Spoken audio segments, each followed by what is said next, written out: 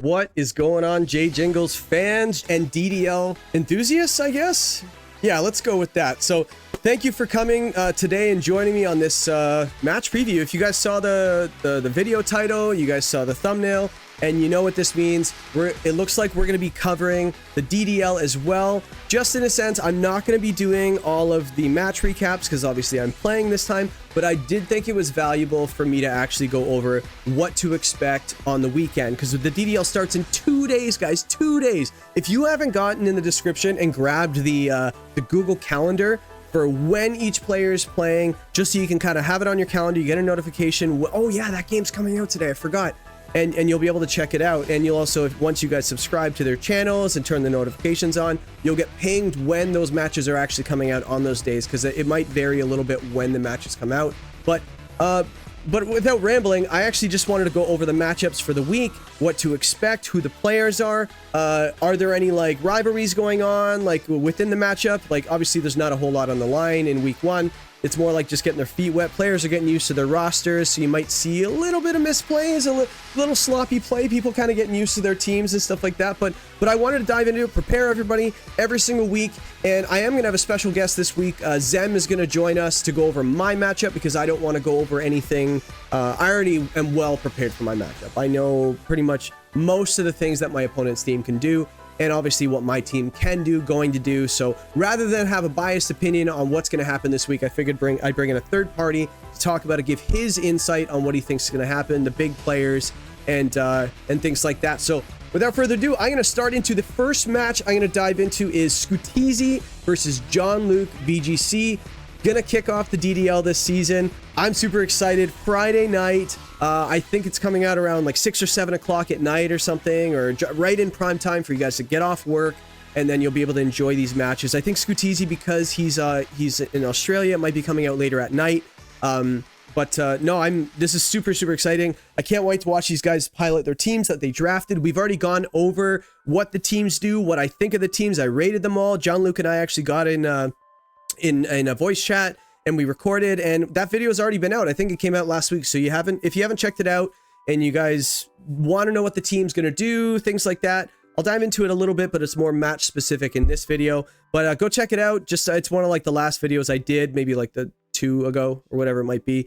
The one I collabed with Jon Luke. But speaking of Jon Luke, the matchup versus Scooteezy, week 1. So looking at the matchup here, obviously, we've got the Ogerpon Wellspring, the Chi-Yu, the Enamorous, Thunderous, Sandy Shocks. You got Dual Electric, Hitmontop with the Intimidate and Fake Out, Thwacky with another Fake Out user and Terrain Control, Daxpun and Colossal, both with the to be enabled by that what's it called? Those fire moves. It could be self-procced, or it could be something from the Incineroar they switch out on or switch in on. You got the Flame Body, the Flash Fire, the Steam Engine, and you have the Well-Baked Body, so that could be really good to help that Incineroar go down, or just kind of make it have a harder time. And then Duosion just to actually go off and trick him, and maybe potentially stop it from happening, or just make it as difficult as possible for Jon Luke.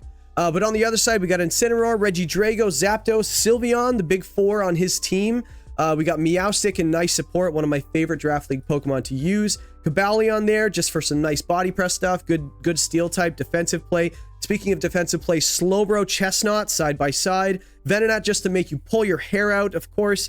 And Sentret, the other redirector Pokemon. So that's the rosters here. What do I think that we're going to be looking out for here? I think it's really nice. I think Scooteezy might have the advantage in sense of just a team versus team. I do think that when you have as much firepower as Scooteezy does out of the box, that doesn't really need anything to get going. You've got the Wellspring at 120, the Chi-Yu plus the passive ability, the Enamorous at 135, Thunderous 125, Sandy Shocks, Hitmontop. All of these things can hit very hard. Hitmontop I just kind of threw in at the end, but close combat does hit hard when it's stabbed.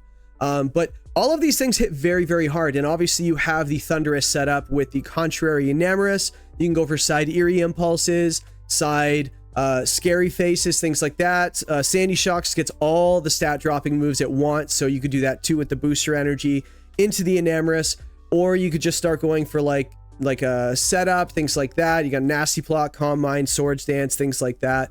And also you can enable these two at the bottom, right? So I feel like Scooteezy just has a very, very nice roster. One of the downsides of Scooteezy's team is it's kind of inviting you to set Trick Room on it. So yes, you have all of the offense out of the box right up front, but if draft is an interesting thing, a Terra type, an item, you could have one of those berries that's like with the resist berries or whatever it is, say Incineroar's like, I don't know, say your Trick Room setter is Slowbro. You could have like a Wakan berry, you could have the Rindo berry, things like that. If you're like, I'm just gonna KO this thing right away so it can't set Trick Room, a defensive Terra and or a berry could help you survive, and now you're sitting down 4 turns of Trick Room and you're like, uh-oh, I'm in a lot of trouble here. So that is definitely one thing that I think Scooteezy has to watch out for.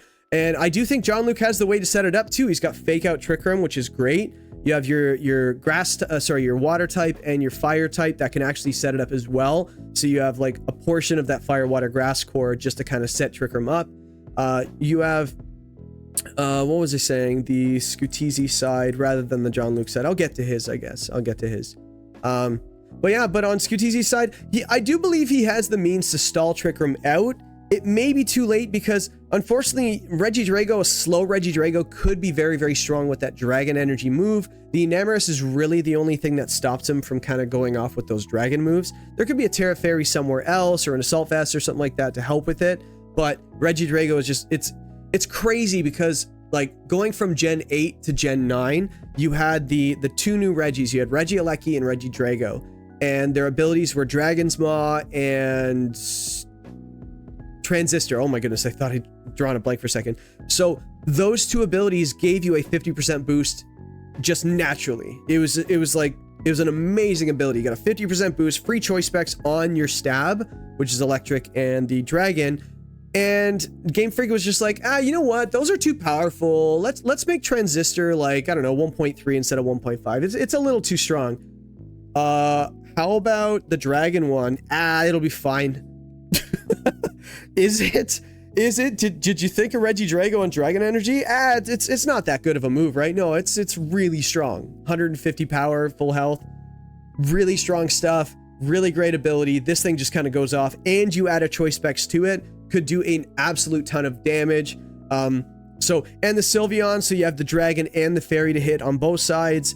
You have the Slowbro that also hits a little bit as well. The Chestnut.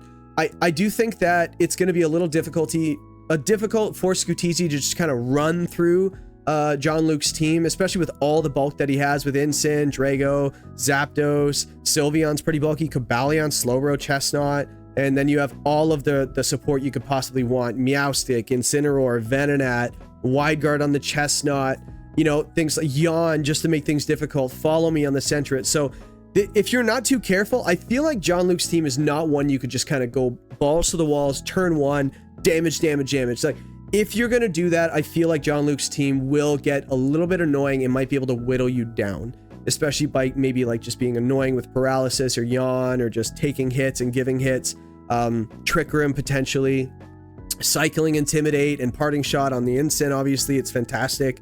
And yeah, it might just be a little difficult to run through. So I feel like Scooteezy might need to take a little bit of a backseat to the hyper offense mode and maybe just do a little bit more of a conservative play. Maybe something like Hitmontop Chi or something like that. Hitmontop Wellspring or something like that. Just to kind of, you know, you got the fake out to start, a little bit of offense, just start hitting things, you know, maybe pivot, things like that. The Duosion might need to come just to kind of make Trick Room, maybe even reset it, right? That's the other thing. You run the Eviolite, get it on the field in Trick Room, and then just click Trick Room. With Eviolite, I doubt things are just going to start deleting it, you know? It might be able to just reset it and then keep going with your Onslaught, right? So that might be the way to go. Yeah, things to look out for. I think the Enamorus just looks fantastic this week, right? Like, how do you not? Like, Enamorus is one of his top picks with the Chi-Yu. I think Chi-Yu looks less good this week than Enamorus. I think Enamorus looks great. Maybe protect it with a Hitmontop and the Ogerpon. But I do think that will be the one thing that Jon Luke needs to take down in order to have a little bit of success. And on the other side, Scooteezy enabling that Enamorus could be so good. Maybe with like a side Eerie Impulse from either the Sandy Shocks or the Thundurus could be incredibly good, and just keep it alive with the fake out users and the Intimidate users, things like that. And I'm not really sure how he's going to play, but I do think that he's got the tools to do it, and he's got the offense for days. He doesn't really need a turn to get going. He could just start going. So Speaking about the opposite of that, Jon Luke's team needs to get a little bit of momentum and positioning. So some people might call this team a little bit weaker on paper, but look at all the bulk, guys. Like, this is insane. I think I was talking about this to Jon Luke when we were going over his team. Look at all the HP. He's got 91, 90, 200, 88, 95, 95, 95. Like, that's a lot of HP. And then the defenses, you've got walls, absolute walls. You got 129, 122, 110 on the defensive side. Zapdos is bulky on both sides. Incineroar is bulky on both sides. You have the Intimidate to make those defense stats even higher, essentially. Well, as a result of making their attack stats lower. You know what I mean? You get what I mean. Don't look at me like that. Special defense, you've got the Sylveon on that side as well. Honestly, that's probably the way to go. I feel like, you know, he's probably going to spec, you know, EVs on the special defense side to kind of make up for that a little bit. But again, the HP stat being so high, you just invest a little bit in the SPDEF. You should be good to go. Just up yourself 32 points in that stat and you're good to go. But so what does he need to, obviously I think Trick Room's the way to go. I think if you get Trick Room up, you give yourself the best chance to win. He's got all the tools in the world to do it. He's got the Meowstic to do it, the Slowbro to do it, and the double redirection to get it done as well with the fake out users, both of them as well. So I think like it's going to be very difficult for Scooteezy to stop Trick Room from going up. It's just a matter of what are you going to do in those 4 turns of Trick Room, Jon Luke? What are you going to do? I think that's the decision that's going to lead to a win or not. If this game goes much past 4 turns, maybe if we get into turn 6, 7, 8, it might be a little bit more difficult for Scooteezy to, for Jon Luke, sorry, to actually pull out the win, unless maybe you set like a late game Trick Room, maybe some cycling, things like that. But I do think the Regidrago looks really good this week. Just avoid the Enamorus. The Incineroar is always going to be a problem. Kind of keeps that Ogerpon at bay. I do believe that if you don't spec it right, a -1 Ivy Cudgel, if you Terra Water, does pick up Incineroar even through the Intimidate. So that's something Jon Luke definitely needs to be careful of. Just don't leave yourself susceptible to that Ivy Cudgel, because the whole idea of Incineroar is to keep it alive as long as possible and be as annoying as possible. Make the match go as long as possible. You know, to be as annoying as possible for as long as possible. I should have stopped there. The Sylveon also looks fantastic. Just spread moves. Like, other than the Hitmontop, just make sure you have single coverage rather than the spread, just because of the wide guard on the Hitmontop could be a thing. Yeah, expect Covert Cloak somewhere as well, because I do think that the fake out, if you can just draw in a fake out, I do think that Covert Cloak could be very nice just to kind of KO the fake out user back. Could be anywhere. Could be anywhere. I think you could run it on pretty much anything you want.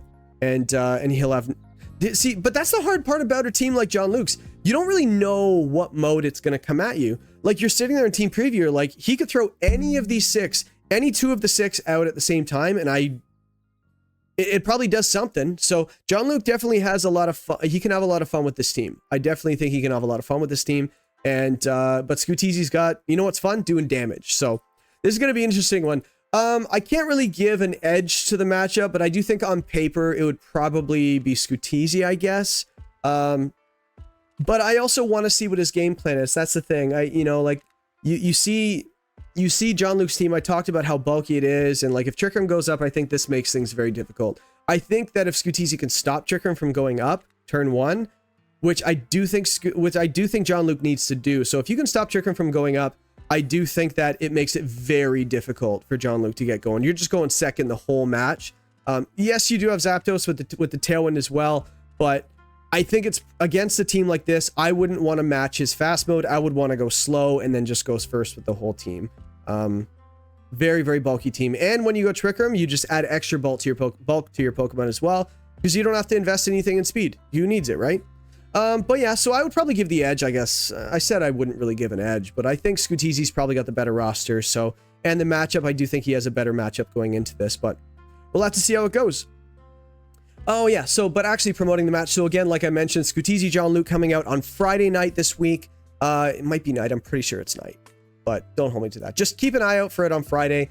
Once I find out what times they're posting, I might actually do a post on YouTube, like just so you guys, it's like a, what's it called, like a YouTube post or whatever it is, just so you guys can actually see what times the games are coming out that day. I should have an idea by then. That way you can look out for it. But again, like I said, the Google Calendar, check it out. you don't like Google, don't do it. Just write it down. So this Friday, this match is going out. Moving on to Saturday, just to split up the weekend. Alexusedsplash versus Zemtennar. So this matchup here, we got full rain. Well, kind of full rain, mostly rain. This is a very good rain team. Like it's missing some pieces, but I think it does rain very well. It's a rainy team. I don't know how else to put it. It does a lot of rainy stuff. And then you got Zem's team, which is a little bit more balanced. You got your disruption. You've got like a bunch of different type diversity, which is really awesome. And you have a couple of heavy hitters as well, and some annoyance with that Sneasler. So, but just with the matchup itself, we mentioned he's got Rain Archelodon, probably the king of rain, I would imagine, in Reg H. It's just been very, very difficult to deal with. That Electro Shot, getting that +1 special attack, essentially making its electric move stab, essentially, because you get a 50% boost on your moves if you share same type attack bonus. But if it's not the same type, then you don't get it. But when you get the +1 from the Electro Shot, it does essentially make it a stab move the first turn. So you can it just hits very hard. It essentially gives us 3 stabs if you're going to go for that move in the rain. So you got your Steel, your Dragon, and your Electric. But yeah, so maybe stopping the rain might be the way to go. Landorus doesn't really care if it's in the rain. It does get 100% accurate in Sandsear, Storms, and it also gets the Sheer Force boost on that move as well. So it loves that Life Orb. For some reason, I still don't know why Life Orb doesn't take any recoil with Sheer Force. I know that's just something we just say that it happens, and we know that that's just the interaction. But why? I don't understand that. It said Life Orb says that you take damage from like 10% recoil. As for boosting your damage 30%, super cool. Sheer Force makes any move that has a secondary effect not have the secondary effect, get a boost by 30%. Tell me where in those definitions Life Orb Chip, it's an item, I can't even justify it, right, guys? Am I off base on this? Comment down below if you guys agree with me or disagree with me, because I'm just gonna rant for a second, just like little commercial break here for a second.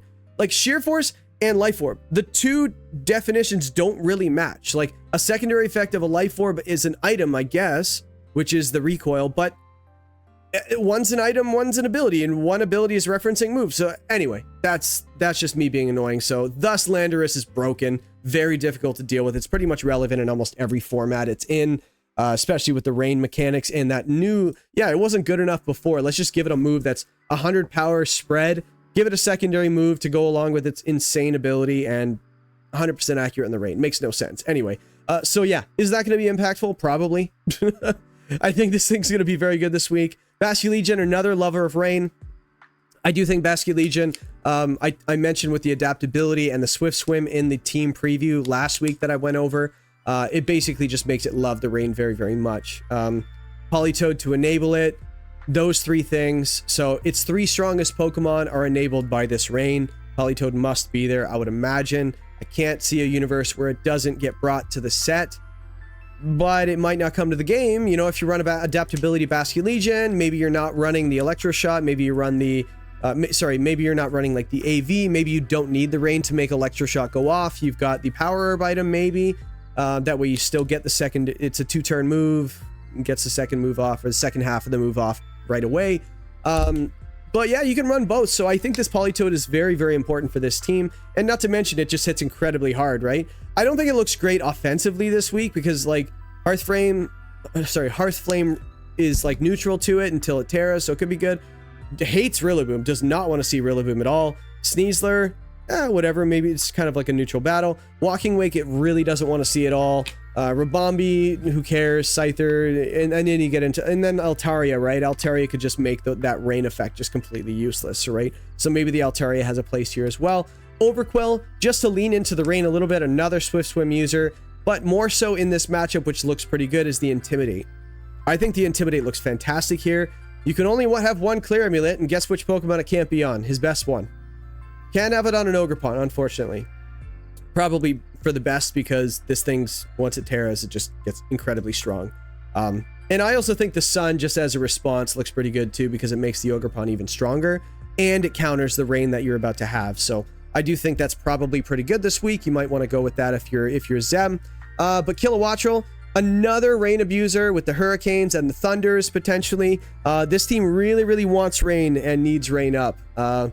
And the Tailwind, just in case you don't want that speed boost, or you don't need the speed boost on the Overquill and the Basculegion. You have the Disquake mode with the Iron Treads and the Kilowattrel.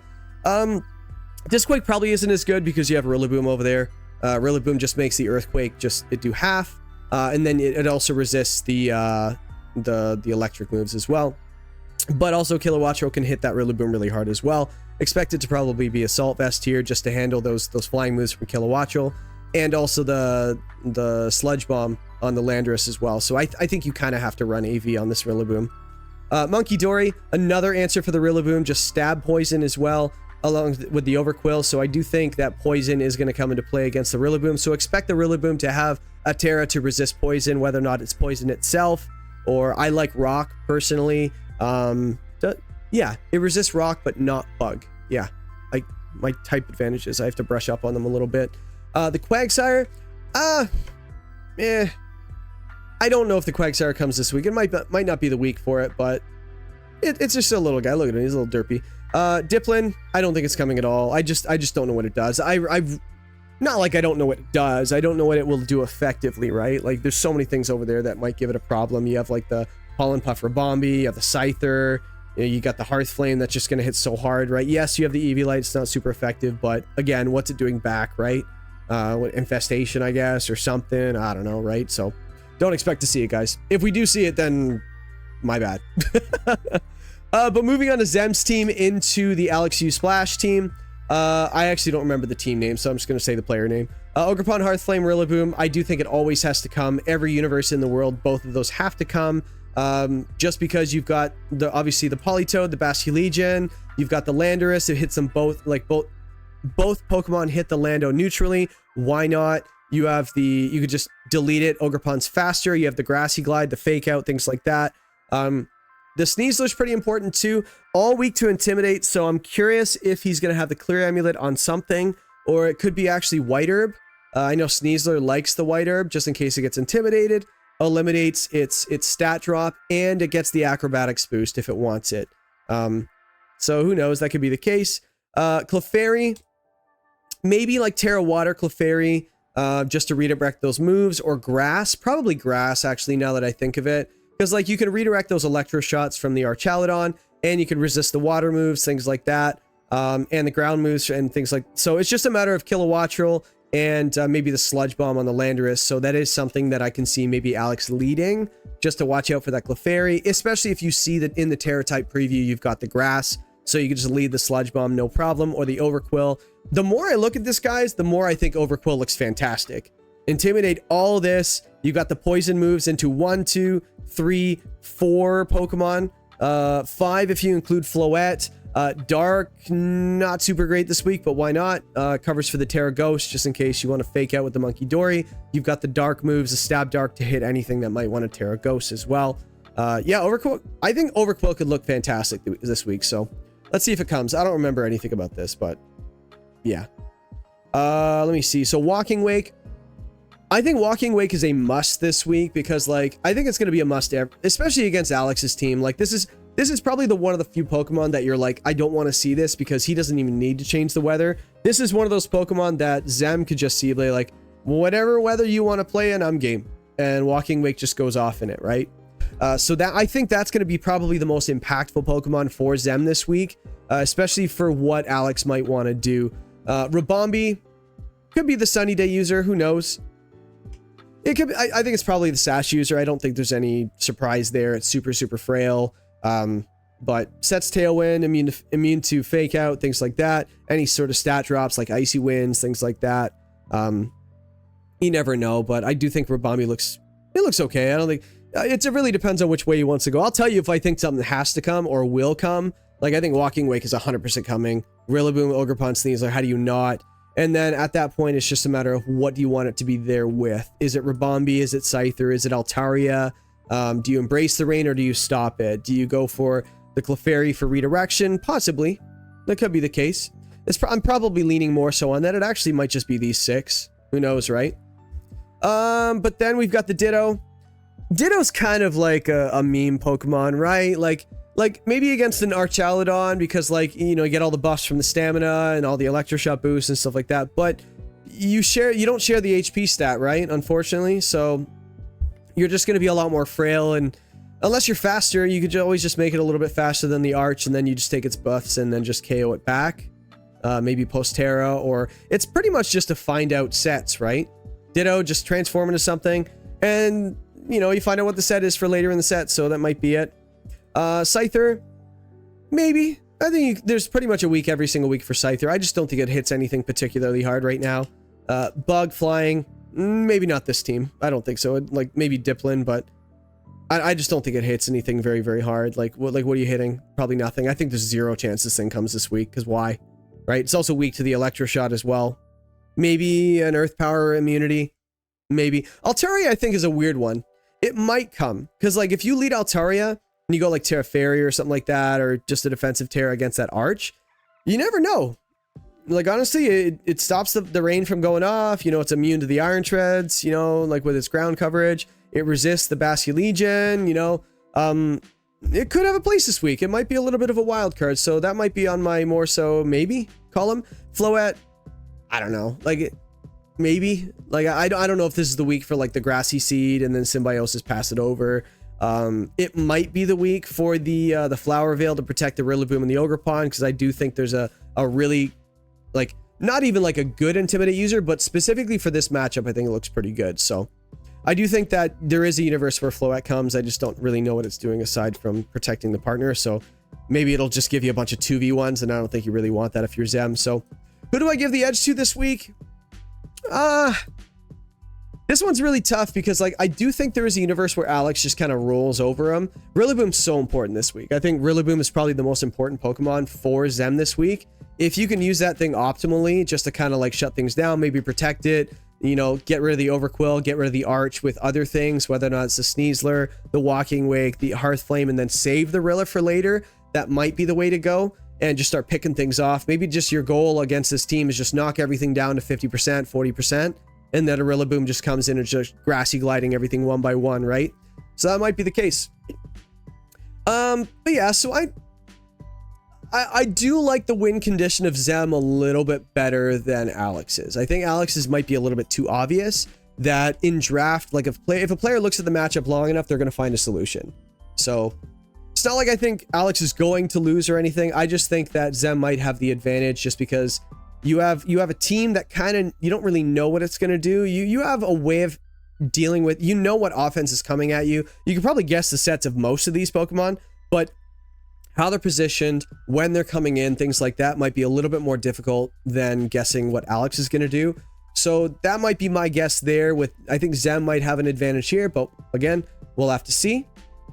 Hey, I just wanted to take this 1 second just to let you guys know, because I forgot to mention it in there. I'm just adding it in after. So in the match, you have Zem versus Alex. That's actually coming out on, I believe it's Saturday morning. So Alex's match is coming out a little earlier in the day because he's from the UK, and then Zem is coming out around noon or something along those lines. Again, Google Calendar, check it out so you know exactly when these matches are coming out. And like, not even like, but just like subscribe to their channels, turn the bell notification on so you get notified when Alex and Zem release their matches, so you can watch live. Not live, but you can actually watch the matches when they're released. So anyway, back to the video. All right, so I need a little bit of help doing mine, because obviously I kind of know what I want to do and what looks good, and I've already been talking about what looks good on everybody else's matchups, but I already know that. Let's find out someone whose opinion isn't mine. I got Zem here, one of the other players, Zemtennar, coach of the Dire Claws. Super cool name, by the way. Yeah, I know, right? But this isn't about like a team breakdown and talking about your team and the name and stuff like that. I want you to tell the people what you think of my matchup. Just kind of do what I've already been doing. I've been talking about like what looks good, what looks bad, what the match might look like in the end, things like that. Just talk about the match however you want, and I'll kind of get people to know you a little bit after. All right. Give me 1 sec here. I gotta like get this. I can share my screen with you if you like. Here, Yeah, there you that go. would actually work well. Yeah. Done. So like, it's almost like I should have had that ready beforehand. All right, let me go ahead and get this open here so I can see a little better. Yeah, so very interesting, two different styles of teams. You got you know, one that's really, really bulky. And then you got another one that seems to be a little bit more like hyper offense / tempo control style team. So like Alex, is it what's the who did the Stunkys? Shuckleking 87. Shuckleking. Okay, so yeah, Shuckleking. Team, I see like a tempo control style team that he could do. I mean, you got Torn Urshifu, Fluttermane, Volcarona with like Rage Powder stuff, Tinkaton with fake out Moat Breaker stuff. So can like do some fake out through abilities like Frigoraph and stuff, but you don't even have that, so that's not really something that I would even be worried about. Yeah. Rhydon, I don't think is a big deal for you either. I mean, you've got Gouging Fire and Milotic. Arboliva, I actually believe on Shuckle King's team is like a kind of difficult for you actually. If you were to bring that, I think Arboliva would actually give you a little bit of trouble. Ooh, okay. Just because of the, so you know, it self procs to grassy terrain when you hit it. I think it would give, if they did the Terra right, maybe like Terra Fire or even Terra Fairy, they could give Gouging Fire a hard time, and then keep healing and then just leech seed it or whatever and just stick on the field and do the same thing to the other side of the field while they're attacking you with like Urshifu Fluttermane stuff. Yeah, it's pretty good. I'm an Arboliva believer for sure, or I'm Arboliva. Anyway, I'll see myself out. I believe. Anyway, if you know, you know. Yeah, I mean, it like Arboliva is just like, you know, what is the grass ruins name? Wo-Chien. Yeah. So like it's basically like Wo-Chien before Wo-Chien. So yeah, you can kind of play like that. I never even thought of it like that, but yeah, it makes sense. Yeah. Then you got Chimecho. I don't actually really know a lot about what Chimecho can do, to be honest with you. I do. So I've used it before. It's phenomenal. What does it do? It does it's pretty much like a jack of all trades, master of none. Like it's not like the best at anything, but it does so many different things. It's like a Swiss Army knife.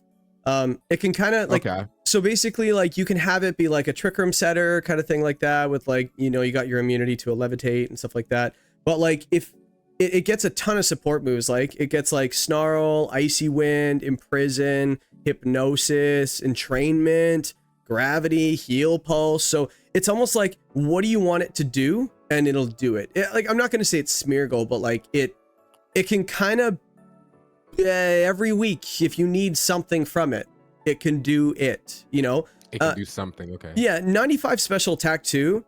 And its coverage is okay. Like a 95 isn't great, but neither is, you know, 97 on Noivern, right? And Noivern hits harder than our, you know, if you ask which one hits harder.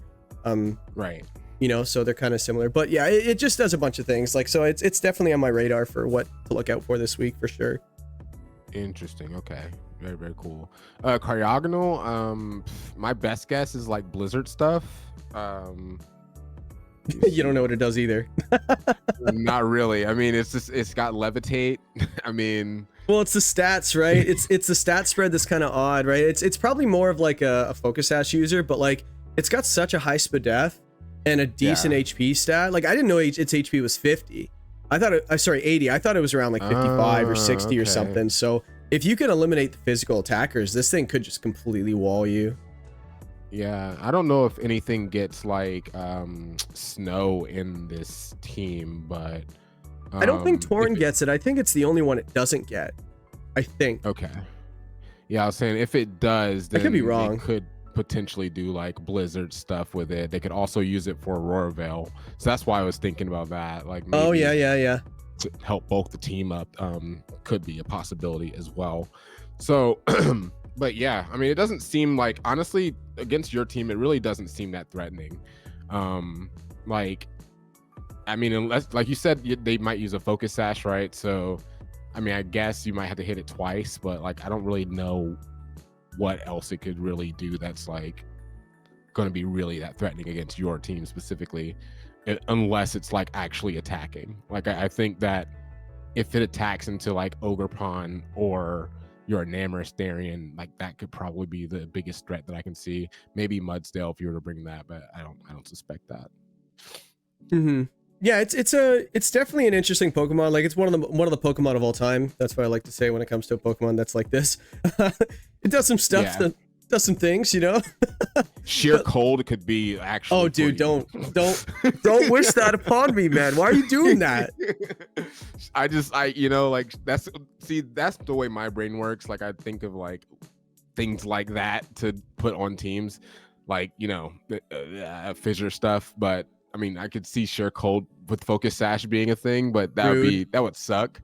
That would just really suck a lot. So yeah, thanks for bringing that into existence before my match this weekend. That's awesome. Next Pokemon, Scraggy. Just get off this freaking icicle.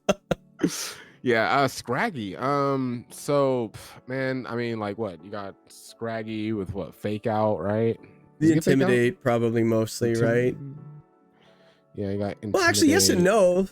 Like Mudsdale can't be intimidated for the most part. 2 of its 3 abilities, and Milotic and this and that. Like it could be a good bring, you know. I can't. If you're afraid of the Ogerpon, I think it looks great, you know, based on the prep. Just because you can intimidate. Honestly, Ogerpon. I think Scraggy is really good with Intimidate. I don't know if it's good against your team with Intimidate, but yeah, I think that he, you know, brought it on the team specifically for that because he can weaken like a lot of physical attackers, which, I mean, if I ever face this person, that's what I'm going to be worried about because most of my team is physical attackers. Yeah. Yeah, exactly. Like, yeah, that's true. Yeah. And you got the offensive Ogerpon, like the Hearthflame one, right? So yeah, you got a little bit more to worry about. Yeah. But against your team, like not really much of a concern, really, I don't think. Oh, my team is a concern? Rude. That's not what you meant, I know. But like, so what do you think? Like, what do you think that Shuckleking would want to do against a team like mine? Like, if you're looking at these matchups, like which Pokemon stands out as something that would be like victim number 1 or like problem number 1 that I might need to deal with, and vice versa? Yeah. Honestly, problem number 1 that I see for you is Arboliva. Oh yeah. Even though I know Urshifu and Fluttermane and Torn is all on the team, like yes, but I just see that being like a stop for you, just being able to just stick on the field for a while and like whittle down your team. I think that because your team runs a little bit more bulky, that could be a problem for you since you typically like to stick around as well. So then you kind of play right into their Arboliva trap. That's just my guess, though. I'm not really sure that would happen, but that is a way that I think they could potentially stall you out and beat you. So if it were me, that's my first thing that I'm worried about. Other than that, I would say like my number 2 would probably be Volcarona. Oh wow, yeah. Yeah, just like if they were to go like, you know, Terra Grass Volk, that could potentially mess you up. I know you have like probably maybe Heat Crash on Gouging Fire or something, and maybe Terra Blast on Enamorous or something like that, but that could be an issue as well. Like with, you know, it could have like Giga Drain, it could have you know, Heat Wave into your Ogerpon, burn it, like stuff like that could potentially really hurt you. And then, you know, obviously Torn, Fluttermane, and Urshifu, I think are like all big issues, but like everyone knows what they do. So, they do it very well, whatever it is that they do. Yeah. I mean, you know, Urshifu hits through things, like it just breaks the game. Fluttermane is just all speed, it's all right. all powerful. Some people use it.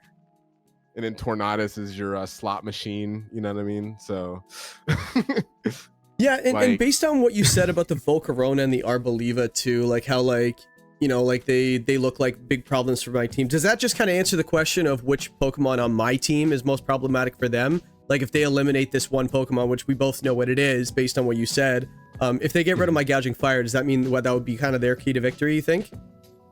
I believe so, yeah. Gouging Fire, I think, is like going to be your key mon into their entire team, honestly.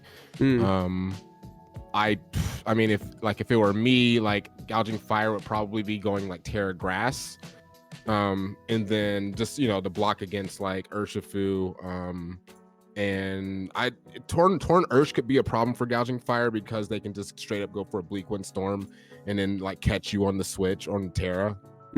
But I think that overall Gouging Fire is going to be the best into their team. I mean, you can hit the Tinkaton, you can Heat Crash the Flutter Mane, knock them out. You can weaken the Urshifu. You can actually Heat Crash the Arboliva and get through that.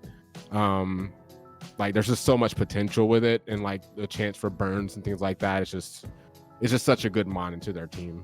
Yeah, I agree. But if they were to knock that out, like it could be a big issue. And I think like Rhydon, actually, now that I'm looking at it, Rhydon seems like that could be a really big issue for you as well, just because of the Gouging Fire.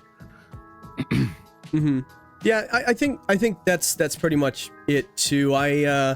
The Volcarona, Terra Grass is kind of tough when, like, he has such a good team. Like, honestly, like, try to pick a Terra type against is like, okay, Terra Grass. Well, now you got to watch out for the Volcarona and the Bleak Wind Storm. Oh, go Terra Water. Well, you got to watch out for the Arboliva now.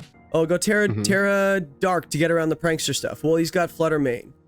So it's like, okay, well, maybe I could just go Terra Dragon. Oh, Flutter Mane, I forgot. Duh. You know what I mean? Like, you can't go Terra Fire against a Volcarona because Rapid Strike. So this is, I like teams like this where, like, not facing them. Right. I like teams like this that it makes it very difficult in prep to choose a Terra type, and I feel like he's got the team to give me fits inside if I use a baseball terminology. But yeah, like this, the Arboliva, yeah, like I did know that the Arboliva could be problematic. I know that thing is kind of its own win condition if you set it up properly. But right. And it's funny, I've never heard Arboliva compared to Wo-Chien before, but it is very similar, even in a sense that it has way too many weaknesses. You know? Like Wo-Chien's got like 7. Like Grass Dark is one of the worst type combinations for weaknesses in the game. I think it has 7. And it's got what? A quad weakness in Bug? Like if your Pokemon makes Bug look good. Like I mean there is Terra though. You got to remember that. Like, yeah. They're bringing Arboliva, they're definitely terroring. It's a Terra hog for sure. So let's just finish off with this one. Which Terra types do you think would be the most? Who do you think the Terra candidates are on both teams, and why? Like who do I think is like, just what Terra do I think each mon's gonna have? Who and what? No, just the one Pokemon. Like this Pokemon probably needs Terra to have success. Like you're kind of like, you mentioned Arboliva is really good and it likes Terras because it has so many weaknesses. Would that be your choice for Arboliva?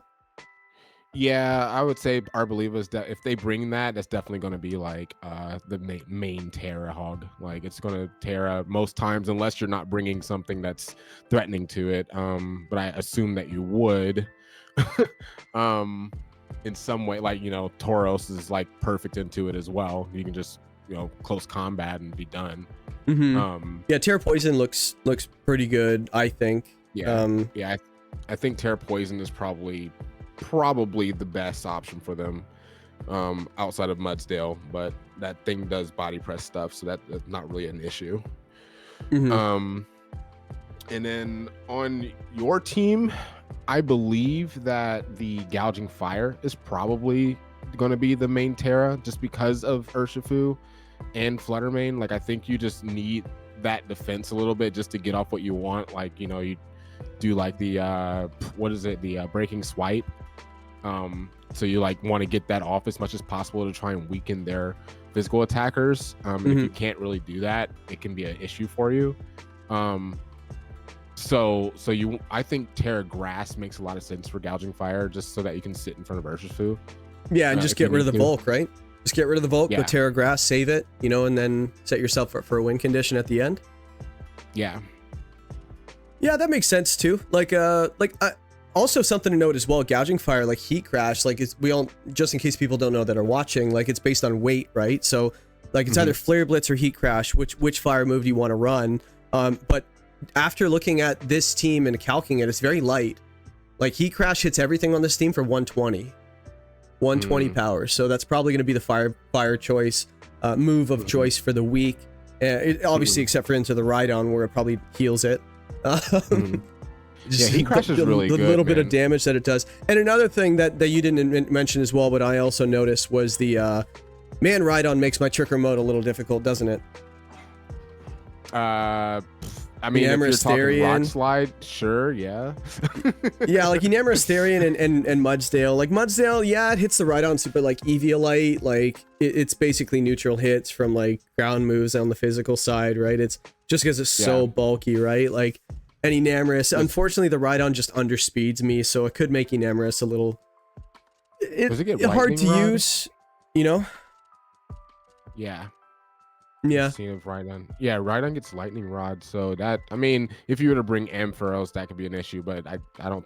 Actually, Ampharos would not be bad into their team. Actually, yeah, any extra Urshifu counter is good, but and also the T-Wave spam too, right, from the Klefki. That's definitely something people have to watch out for. So so Lightning Rod would be kind of nice to redirect those Lightning Rods. Those T-Waves and also the Ampharos stuff as well. So. No, that makes sense. So, well, yeah, I appreciate you coming on and just kind of sharing your 2 cents about my matchup because I already know everything about my matchup because I've studied it all week, going into the weekend. So I didn't want to give my 2 cents on it. I just added a couple of things to what you were saying, but I appreciate you coming on. Thank you. No problem. Justin versus Zolrain. So this is actually really exciting because like I think everybody is waiting for Justin to come back to draft, and I think. I'm trying to think who's more excited to watch people, not even watch people, watch Justin come back to play draft. Justin or everybody else?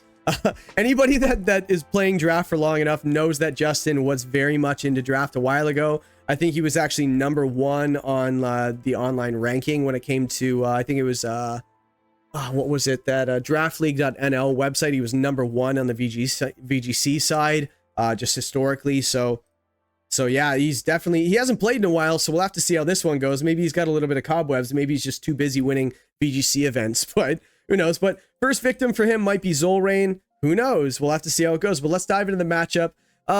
It's funny because I see Justin, the way he drafted his team. This is very standard good. Like a lot of good players draft a core like Garchomp, Talonflame, whether or not it's Tornadus or Murkrow or things like that, to get that flying type Prankster or priority Tailwind setter next to the Garchomp. And then you draft a bunch of other things that you can Earthquake around because like there's not a lot of ground resist in general, let alone in draft. So Garchomp is just fantastic in draft to begin with. It's very, very good in VGC. Was a lot better back in the day before Fluttermane and things like that came out. But Garchomp is just incredible, has been for years. And in draft, there's less counters to it, so I'm not surprised he went for it. I believe his first pick was a Goldango because he figured it was the easiest to build around. Garchomp, then he grabbed the Talonflame, the Hydreigon, the Ninetales, and then he just kind of rounded out his team really nicely with the Paldean Tauros, Magmortar for redirection. You got the Intimidate with the Tauros, Bramblegast to another abuser of that Tailwind, Glaceon because you have that, because I know that Ninetales and the Articuno with the Snow Cloak, that was it won a tournament in Reg H. It was amazing, right? Not Reg H. Was it Reg H or Reg H or Reg F? I can't remember, but it did win a tournament, and it was just really annoying, right? It's really hard to get rid of things you can't hit, right? So Bright Powder with the Snow Cloak or just Specs or whatever it was, which I think that actually was the Articuno. The Glaceon isn't as bulky, but it's a lot stronger. It definitely trades off that bulk for the special attack, especially with those blizzards. So that's something he definitely has to watch out for. Gothita just makes it really annoying. I've actually had Gothita in draft. Fake Out Trick Room is a very, very good combination because they have to decide, do you want to protect because of the Fake Out or do you want to stop Trick Room from going up? Either way, you have to make a decision, right? So, and you can't even switch and pivot, right? You got to run a bunch of pivoting moves like U-turn, Volt Switch, things like that. Ghost types can switch out of the Shadow Tag, but a one-pointer, this could make things annoying enough for your opponent in prep. If you have to pay attention to a one-pointer, it's a good one-pointer. And I think Justin drafted a very, very good team here. And he's just got so many different ways of hitting. There's a lot of spread damage here, so maybe wide guard, but I don't see a wide guard user on Zolrain's team. But let's see what Zolrain's team can do in this matchup. We got the Chiempao, well, a bunch of 2/2/2s. Like, I'd be like he's got the Chiempao Entei, the Iron Crown Indeedee, the Indeedee Grafaiai. He's got the Lycanroc Houndstone. You got the, Hippowdon Lycanroc, Hippowdon Houndstone, and Fletchender with just a Tailwind with the partners. So again, there's a bunch of different ways. I just talked about how strong Justin's team is just out of the box. It just has a lot of options offensively. Zolrain has almost too many options, right? There are a lot more standard options. I believe that like it's a little more predictable. So Justin might actually have some nice counters to those more obvious modes, I guess, or more telegraphed modes. So like once you see team preview and the Terras, you'll start to get a glimpse of kind of what the team wants to do just in team preview. So that might be Zolrain's downfall a little bit.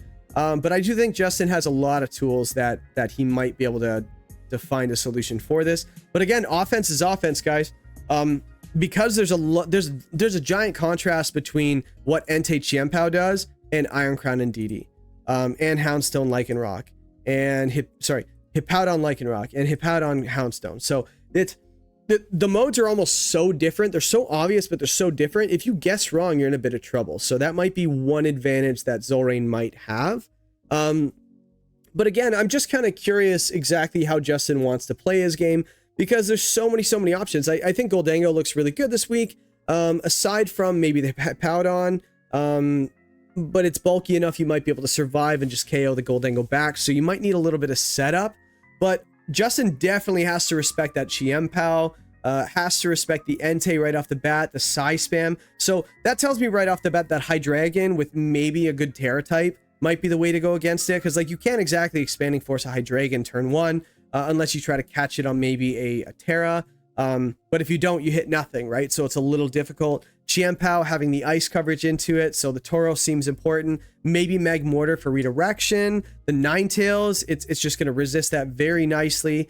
But yeah, I definitely think that the Chiempao looks really good this week. The Dark looks good into the Goldango 2. Sucker Punch could be a problem. So I think maybe that Magmortar is a little bit more important than we think it is, because being able to protect that Goldango it'd be kind of nice. Goldango is really good into Psy Spam, so there's no question Goldango is going to come.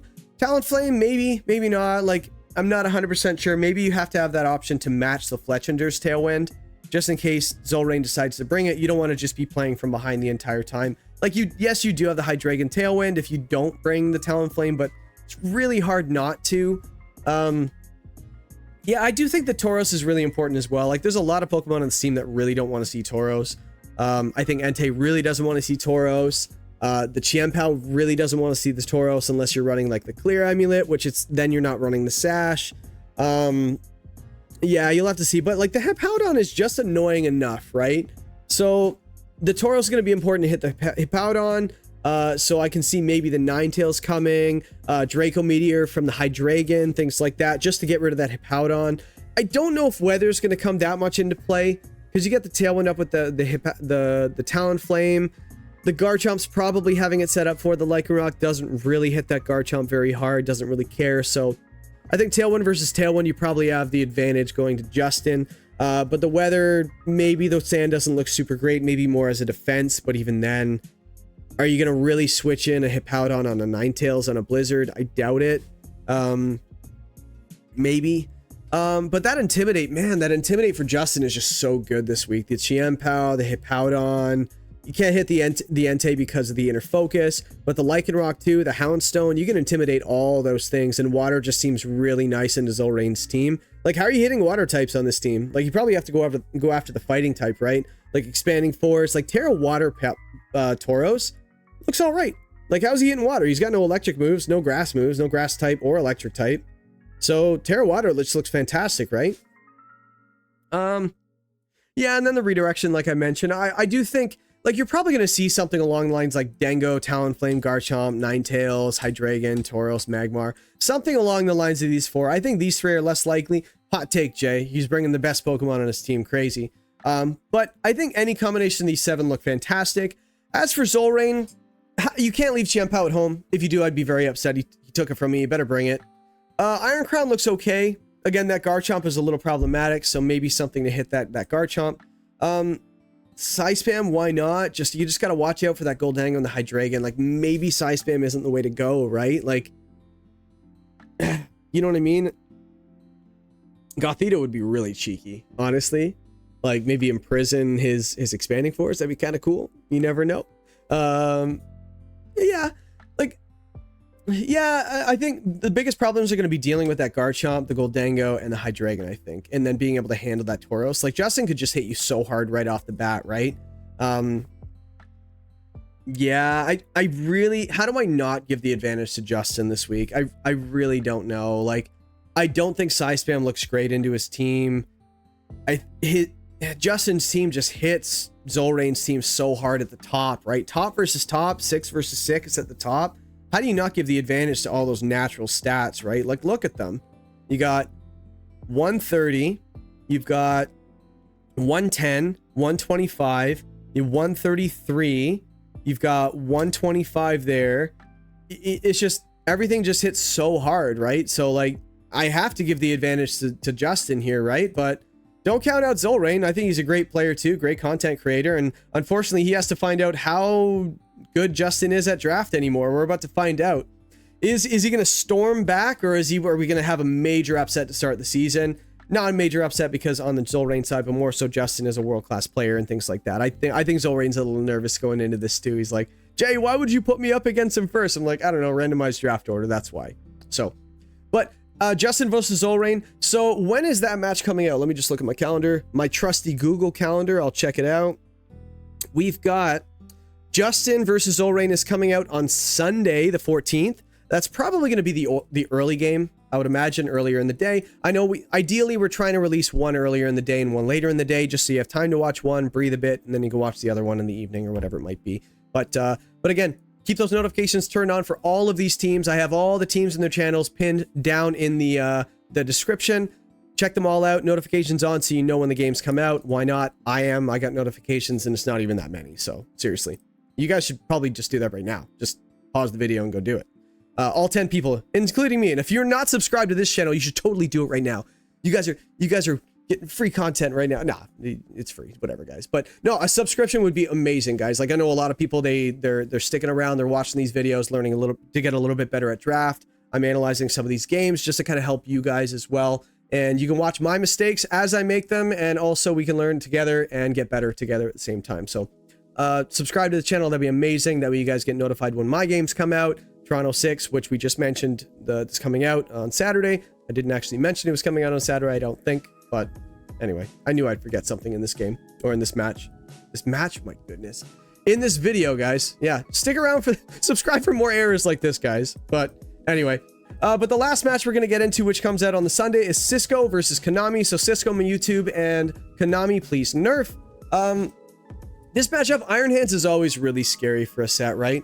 Iron Hands is always super scary. You got the Fighting Electric, hits everything super, super hard. And it's just a very, very good pivot. Expect this thing to be maybe in the back row. But again, man, I talked about how good Konami's team is, man. Like, it's just got so many modes. It's hard to pick one, right? But yeah, the Iron Hands, it's good into every single matchup. Like, it was his first overall draft pick to start it off the draft. All of us, we were waiting for the first pick, and he picked Iron Hands, and no surprises there. I think Iron Hands is phenomenal, incredible, all the above.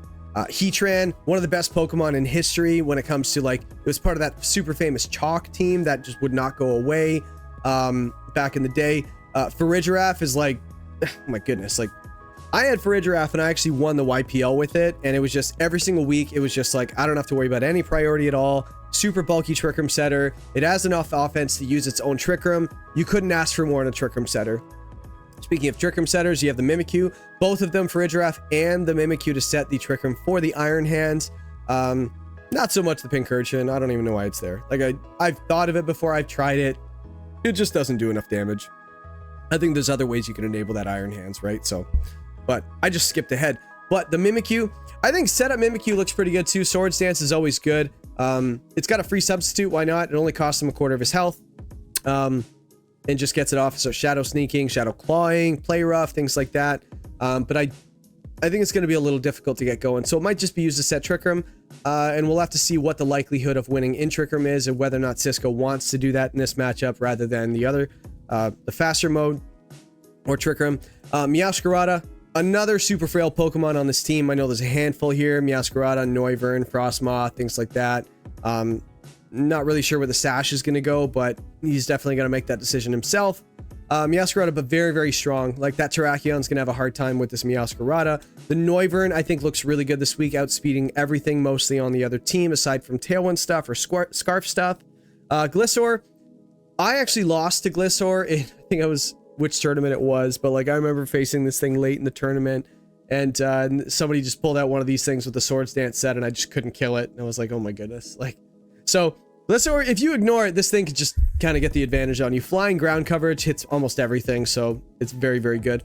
Frostmoth, win condition in itself. The ice scales just gives it the, is it half damage or a 1.5 boost on its special defense? I can't remember actually, but it reduces special attacks just from the ice scale. So yes, its defense is pitiful, and it's got quad super effective damage against it in fire and rock, being bug and ice, right? But if you can eliminate the physical attackers, and I don't mind the Raging Bolt matchup into the Frostmoth, right? At all. I actually think that's a great answer for it, so that'd be awesome, right? Pincurchin, again, it's there to enable the Iron Hands. You could have like an Electric Seed thing, but then what's on the field with an Electric Seed next to the Pincurchin? Like, its support moves pool isn't great. Its offense isn't great. Yeah, it gets a 30% boost in the electric terrain with its electric moves like Zing Zap and things like that. I don't believe in Pincurchin. I feel like if you're gonna do it, maybe you might want like Iron Leaves or something like that. That could be interesting if you added it instead of the Meowscarada. Then we might be talking. But even then, you still have to have a Pincurchin on the field, so maybe manual terrain might be the way to go. So rather than committing a whole Pokemon to your terrain, maybe you just have the electric terrain as a move. But that's Cisco's team. It's a solid team. I think he has a bunch of different ways of going about it. I do think Konami has one of the better drafts that happened. Any draft that starts with Raging Bolt, and then you have the Murkrow, just enable things, whether or not it's weather or Tailwind or Quash or things like that. Beat up Terrakion with the Empalm. You have the Wheezing Regigigas, the Brute Bonnet, which is also enabled by Sun, given by the Ninetales to enable the Raging Bolt and the Bonnet, and the Typhlosion Hisui, the Sun. Medicham, I do think it's probably there to skill swap that Pure Power onto the Regigigas. Why not? It's kind of a meme strat, but what else is draft for if not for meme strats? But yeah, I do think that this team is just so strong. Like, I have to give an advantage to Konami, don't I? Like, this team is just so incredible, right? Like, I feel like maybe Cisco's team might not have enough firepower out of the gate, at least on its faster mode. Like, Meowscarada with Grass, yes, Flower Trick's fantastic with a guaranteed crit. Like, it kind of wants to be Urshifu, but it's just not, right? It doesn't go through Protect. It's Grass. You know, Grass isn't the greatest offensive type. It does get around the Bonnet, though. So that could be a thing. Maybe Triple Axle on it or something like that to get around the Brute Bonnet. Maybe the Murkrow, get rid of it. The Raging Bolt. But yeah, I just think that Cisco just has a really difficult time to get through this team. Any team would, right? So, but what do I expect in this match? I think that... Let me see. Let me look at Cisco's match. I did mention Frostmoth looks actually really good into that Raging Bolt, I think. But if you just get rid of that Terrakion, maybe other rock moves like potentially Regigigas, things like that, you definitely have to have Protect on it. I don't think it's the Quiver Dance set. Maybe you could run Rock Slide on Frostmoth if you're afraid of Rock Slide stuff. You could run Wide Guard, maybe an Ice move, a Bug move, maybe Struggle Bug to make that Raging Bolt even weaker. Hits the Brute Bonnet really hard. So, not gonna lie, I really like Frostmoth.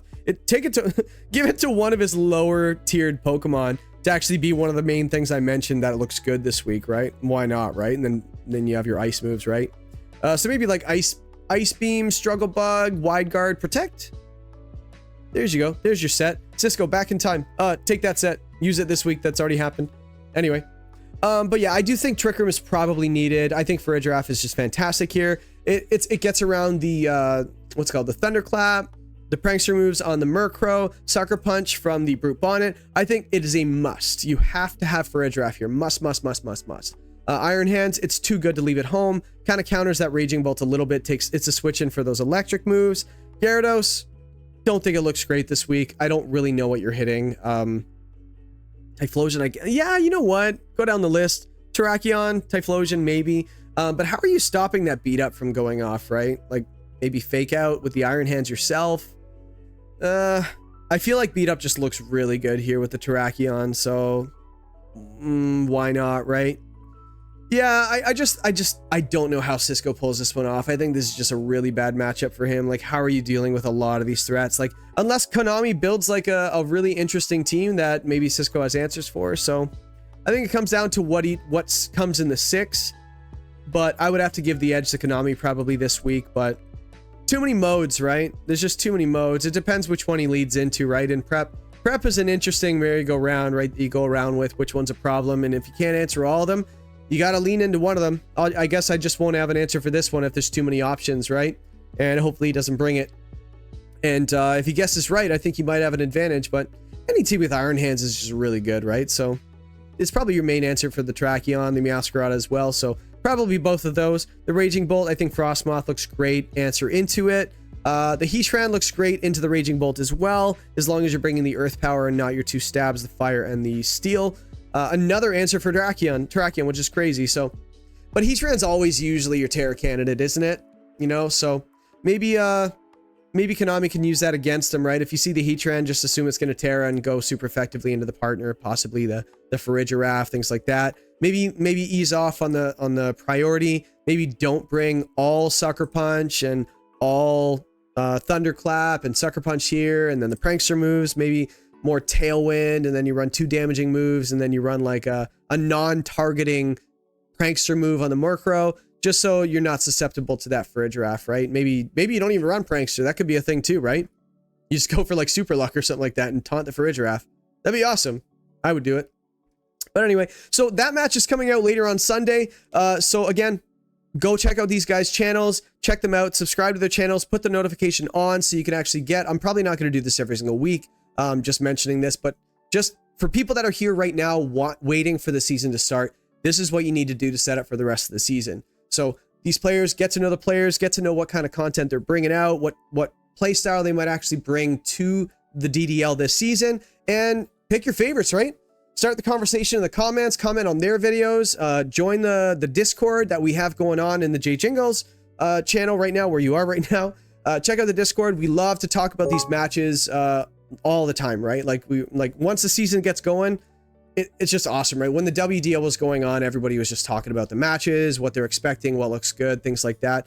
And keep the conversation going. So keep the conversation going either in the comment section in this video right here. Tell me where I was wrong, where you disagreed, where you agree, things like that. And come in the Discord, say the same thing, keep the conversation going. But like the video down below if you liked the video, subscribe if you really liked it, and stick around for the DDL season. And guess what, guys? I will see you on Friday for game number 1. Jon Luke versus Scooteezy, kicking it off on Friday night. See you there.